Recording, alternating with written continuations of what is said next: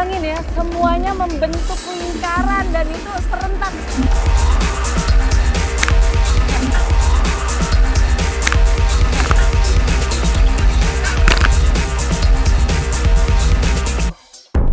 Bagian utara arah Purwodadi nih, ada namanya Beleduk Uwu.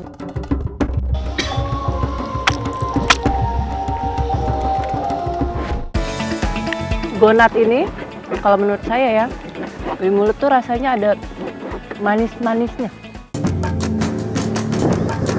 Nih, cede-cede itu adalah seafood laut. Di sini sebut cede-cede ya, Bu.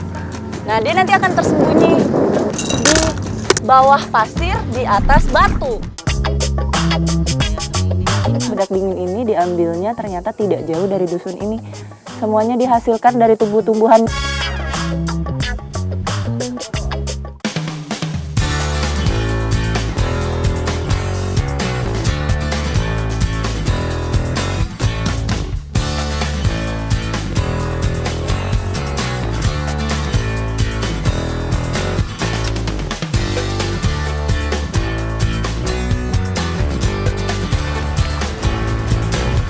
Selamat datang di Desa Tanjung Luar. Nah, potret rumah-rumah baju itu memang seperti ini. Ada satu kegiatan, satu acara yang memang sudah hampir puluhan tahun tidak pernah diadakan, sekarang dimunculkan kembali. Nah, acaranya seperti apa, makna dari acara tersebut tuh bagaimana buat orang Bajo? Langsung sana yuk.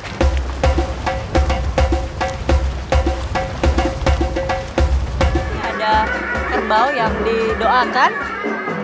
Sebenarnya sih untuk persembahan aja sebagai ungkapan terima kasih. Nah, ini yang ada di sana itu merupakan sandro-sandronya untuk para dukun. Puncak upacara nyelamak di Laut Tanjung Luar adalah Malagak Tikolok, yang artinya membuang kepala kerbau ke laut. Ini adalah puncak acaranya. Ini kepala kerbau yang kemarin kita arak nih, sudah ada di dalam. Dan sekarang mau dilarung. Larungnya di sana ada 2 bendera hitam di tengah-tengah, nah itu akan dilarung di situ.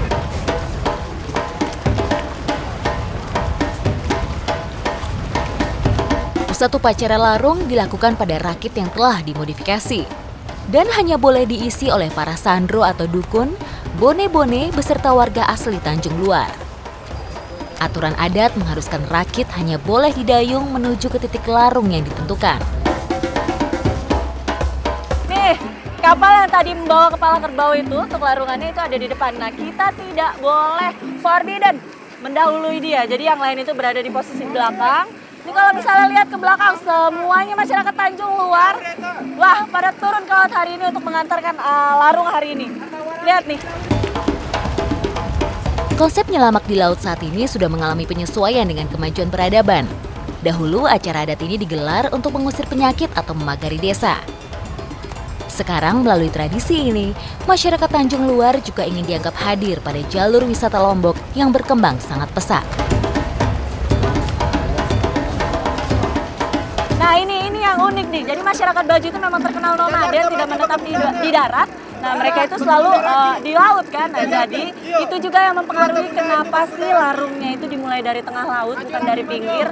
Karena mereka seperti punya filosofis, kita mencarinya dari tengah, lalu mengembalikan persembahannya pun dimulai dari tengah. Bayangin ya, semuanya membentuk lingkaran dan itu serentak. Jadi kalau misalnya lihat, nah ini awalnya kapal yang membawa kepala kerbau yang sudah dipotong itu, lalu diikuti sama seluruh masyarakat Tanjung Luar. Semuanya membentuk lingkaran. Mengelilingi itu, 2 bendera hitam, tempat kita akan melepaskan melarungnya itu.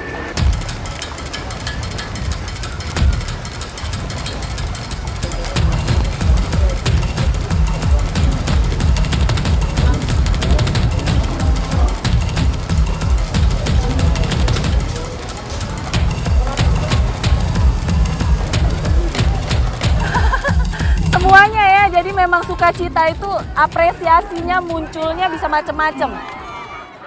Ada yang senang, ada yang nangis. Nah, tapi ini yang saya bilang seru, ini yang luar biasa. Yang senang, yang gembira, semuanya siram-siraman. Yeay!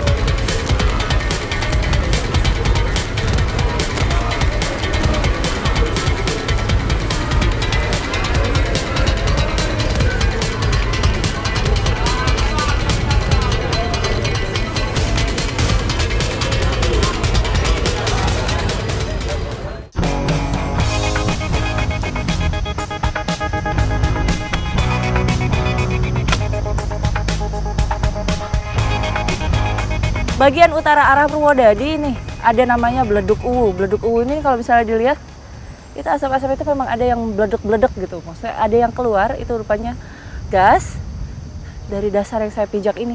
Ini sebetulnya juga bukan tanah kalau dilihat. Ini seperti lumpur-lumpur yang memang keluar dan sudah mengeras. Ini bisa terlihat ini teksturnya masih sedikit basah. Nah ternyata ini dimanfaatkan sama masyarakat di Desa Jono. Diambil airnya untuk dijadikan garam. Seperti apa prosesnya? Abis ini saya mau lihat proses pembuatan garam di Desa Jono. Nah garamnya airnya ngambilnya dari sini nih. Kayak gimana? Belum kebayang. Ntar abis ini. Sekilas Beleduk Uwu terlihat sama dengan lumpur lapindo di Sidoarjo. Tinggi letupan lumpur yang mencapai 10 meter di musim penghujan menjadikan Beleduk Uwu sebagai fenomena yang menarik. Uniknya, letupan lumpur Beleduk Uwu tidaklah panas, namun cenderung dingin. Karena proses alam ini tidak berasal dari perut bumi atau bocoran magmatis, jika terasa panas, para peneliti menyimpulkan hal ini disebabkan paparan sinar matahari.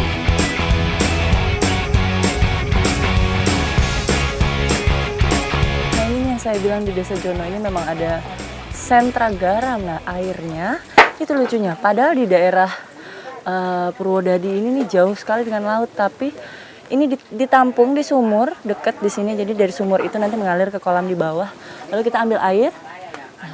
Ini jadi tinggal ditaruh-taruh gini aja nih di dalam bambu. Dan air asin. Asin.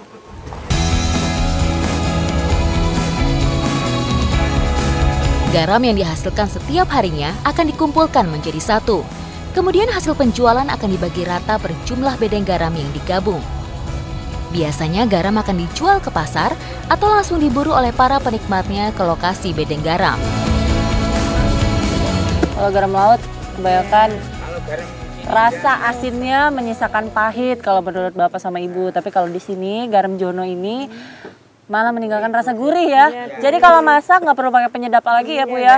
Pakai garam aja. Nah, jadi memang cuaca, kalau kita bicara masalah cuaca, mau hujan, mau panas, membawa berkah masing-masing. Tapi buat masyarakat di Jono paling senang kalau kemarau. Oh, iya. Kenapa? Garamnya jadi. Iya, bagus. Pada musim produksi di musim panas, garam yang dihasilkan bisa mencapai 1 ton per hari dengan harga jual maksimal Rp6.000 per kilogramnya. Selain garamnya bisa dimanfaatin, dijual, dan untuk konsumsi. Nah, nih airnya, air garam itu tadi, dibilangnya air bleng. Iya, air garam. Air garam. Iya. Dicampur sama nasi sisa kemarin biasanya. Nasi panas ya Bu? Iya, nasi panas. Nasi anget-anget, nasi panas. Langsung dibikin kerupuk puli. Nah, ini yang udah mateng. Nah, kalau misalnya lihat nih ya, 3 proses bahan baku nanti akan dipotong-potong, lalu digiling nih, halus-halus begini, dijemur, habis itu digoreng. Enak.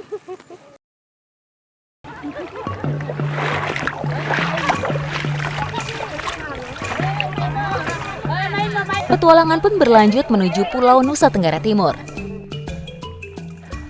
Nih, pulau kecil ini sayur aja di sini susah. Tapi yang satu yang jarang sekali dilihat di tempat lain tapi justru jelas-jelas ada di sini adalah gotong royong. Seperti pagi ini, semuanya gotong royong untuk cari pangan alternatif. Apa aja? Ayo, kita langsung ikut.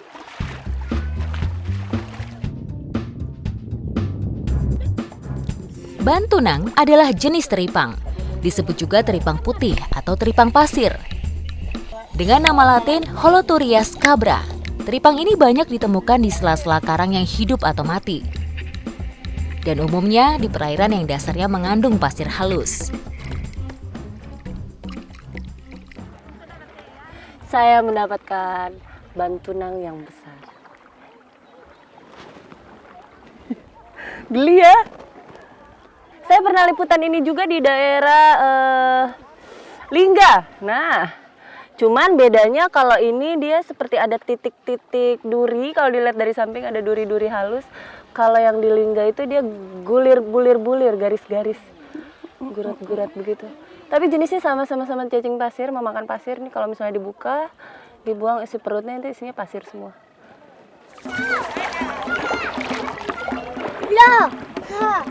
Saat air laut mulai pasang, Sekarang giliran bapak-bapak yang siap untuk beraksi.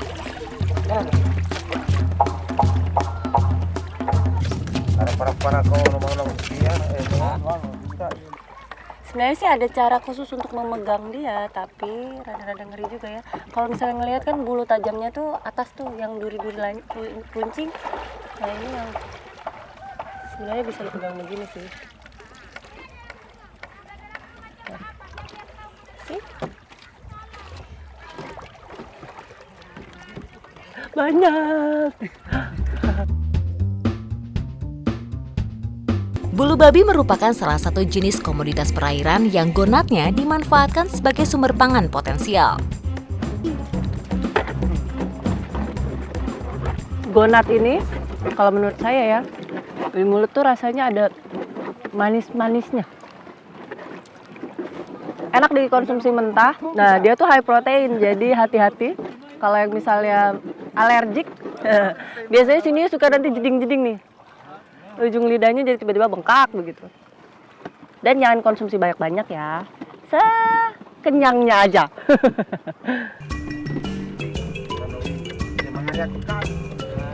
Bulu babi mempunyai kandungan gizi yang cukup baik. Ia memiliki lemak tak jenuh sehingga dapat menurunkan kadar kolesterol. Selain itu, omega 3-nya dapat membantu menurunkan tekanan darah.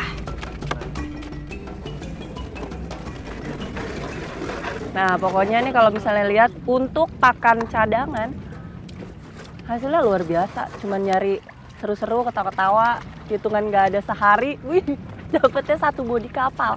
Habis ini, nanti kita ketemu lagi sama ibu-ibu, ada yang memang harus dimasak, itu akan kita masak. Setelah itu, jangan kemana-mana, kita mau piknik di satu tempat yang paling indah di Kojadoi. Oke? Sabar ya.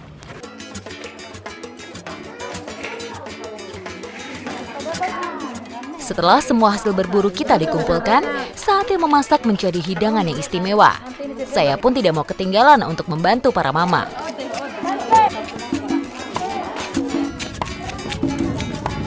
Jadi memang yang berasa banget dari Kojadoi ini adalah gotong royong ya. Karena keterbatasannya ruang terbuka di Pulau Kojadoi tidak membuat masyarakat Kojadoi kehilangan akal. Bukit batu yang berada di Pulau Kojadoi dapat dijadikan rekreasi sambil berkumpul.